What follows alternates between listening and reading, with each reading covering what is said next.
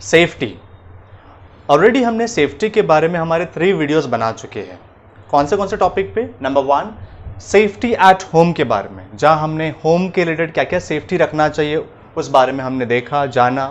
Then number 2 safety at road या road safety के बारे में हमने देखा कि रोड सेफ्टी हम कैसे कर सकते हैं, हमें क्या क्या किन बातों को ध्यान में रखना चाहिए and all this things. And third we have seen about health and hygiene के बारे में कि हेल्थ क्या होती है, हाइजीन क्या होता है, हाइजीन्स में कितनी categories and all this things we have seen. आज का जो हमारा टॉपिक है वो है safety at work place. Work place, okay. Work place का मतलब क्या होता है? वर्क का मतलब आप तो जानते हैं काम, और प्लेस मीन्स जगह। मतलब वो जगह जहां हम काम करते हैं, वहां पर सेफ्टी। तो वहां क्यों सेफ्टी चाहिए? क्या वहां पर कोई हमला करने वाला है? No, there is no such issue. यहां पर इसलिए है कि देखिए, वर्क प्लेस की अगर बात करें तो यहां पर जो 2 टर्म्स है, this 2 terms are very very important. इसका मीनिंग हमें समझना बहुत जरूरी है। First is employee and second is employer. अब ये एम्प्लॉय क्या होता है और एम्प्लॉयर क्या होता है? देखिए, एम्प्लॉय वो होता है, वो इंसान, a person who work for wage और सैलरी इज कॉल्ड एम्प्लॉय। यानी वो इंसान जो या तो वेज के लिए या तो सैलरी के लिए काम कर रहा है, उसे एम्प्लॉय कहा जाता है। अब वेज या सैलरी के लिए काम कैसे करता हो? Okay, let me give the example. Wage और सैलरी दोनों में डिफरेंसेस है।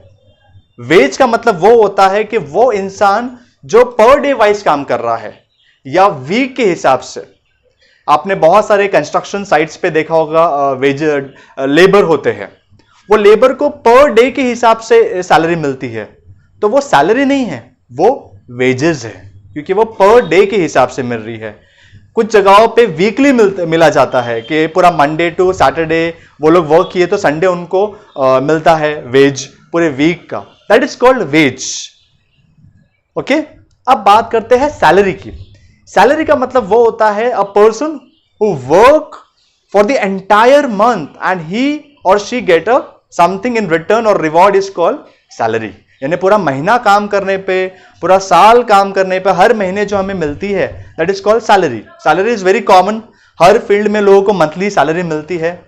आई होप आपको ये एम्प्लॉयज में सैलरी और वेजेस के बारे में पता चल गया होगा।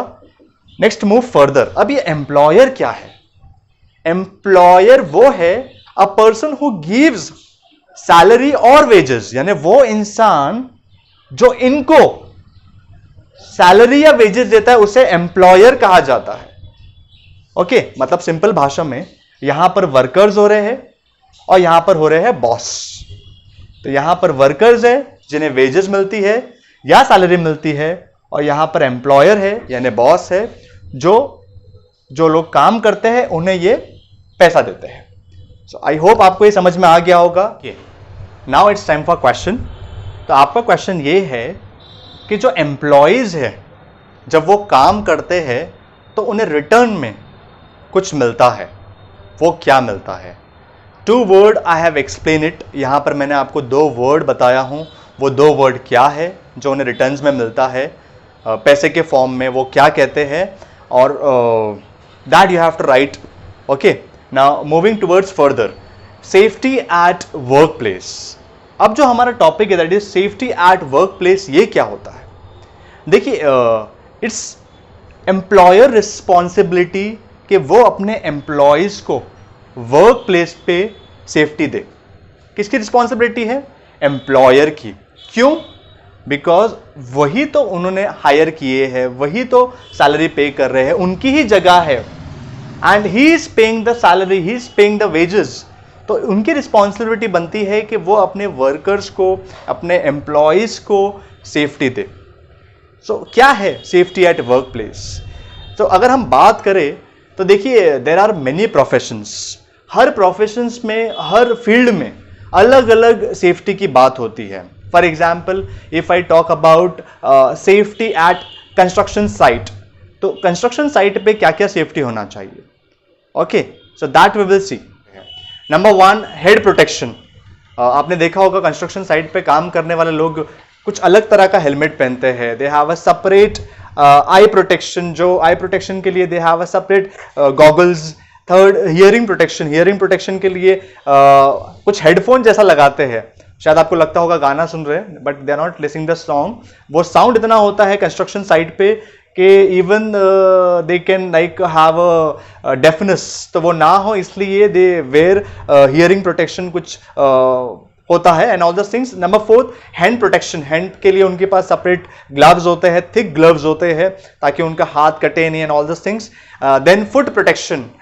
फुट के लिए they have a separate shoes, बहुत हार्ड शूज होते हैं ताकि जो नेल्स या कुछ भी है वो उनको प्रोटेक्ट करे, उनके लेग्स को प्रोटेक्ट करे, फुट को प्रोटेक्ट करे। And even they wear harness, harness भी पहनते हैं जहां के कुछ अगर हाइट पे काम कर रहे हैं तो दे वेयर इट ताकि वो गिरे नहीं ऊपर से। So this we have seen at construction site. Now we talk about second example COVID warriors का। देखो अगर आपने देखा होगा कोरोना के टाइम पे जो कोविड वॉरियर्स है, हमारे डॉक्टर्स है, पुलिस है एक्सेट्रा, तो वो सब पीपीई किट पहनते थे। PPE kit. Now what is PPE kit? देखिए पीपीई किट का फुल फॉर्म होता है पर्सनल प्रोटेक्शन किट। अब ये पर्सनल प्रोटेक्शन किट क्यों पहनते थे? आपको पता है कोविड के टाइम पे कोरोना के जो वायरस है इट्स वेरी डेंजरस, तो फेस मास्क पहनते थे, हेड कवर होता था, ग्लव्स होता था, शू कवर्स होता था। So this is called this come under PPE kit. क्यों पहनते थे? ताकि वो जो इन्फेक्शन है, जो जार्म्स है, जो कोरोना के वायरस है वो उनकी बॉडी में ना जाए। तो ये भी एक सेफ्टी एट वर्क प्लेस का एग्जाम्पल है जहां हमारे कोविड वॉरियर्स ने किया। लाइक दैट हर प्रोफेशंस में, अब ऐसे बहुत सारे प्रोफेशंस है, हर प्रोफेशंस में कुछ ना कुछ सेफ्टी का हमें ख्याल रखना चाहिए। That is called safety at work place. Now it's time for question. आपका क्वेश्चन ये है कि in this section I have ask you कि पीपीई किट का फुल फॉर्म क्या है। तो you have to write the PPE kit full form. क्या है पीपीई का full form? That you have to write it. Okay, now it's time for conclusion. तो safety at work place जो है इट्स वेरी वेरी इंपॉर्टेंट। हमने यहाँ पर सिर्फ 2 ही एग्जाम्पल लिए हैं, बट यहाँ पर सिर्फ 2 एग्जाम्पल पे खत्म नहीं होता है ये topic. It's very big. Her profession है, हर जॉब है, हर फील्ड में हमें सेफ्टी ज़रूरी है।